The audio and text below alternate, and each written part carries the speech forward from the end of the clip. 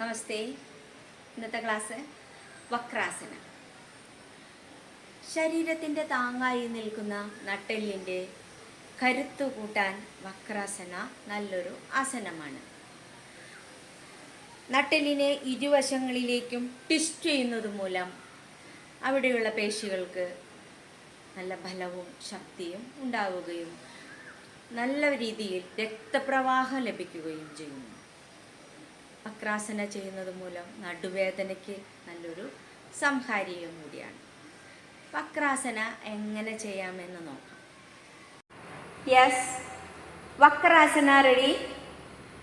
കാലുകൾ നീട്ടി നിവർന്നിരിക്കാം. കൈകൾ രണ്ടും വശങ്ങളിലായി പതിച്ചു വയ്ക്കാം.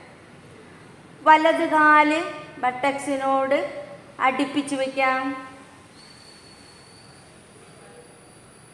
ഇടത് കാലിൻ്റെ മറുവശത്തേക്ക് കടത്തി വയ്ക്കാം.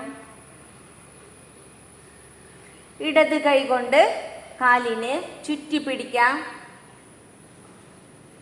വലത് കൈ പുറകിലോട്ട് കുത്തിവെച്ച് ബാക്കിലോട്ട് നോക്കാം.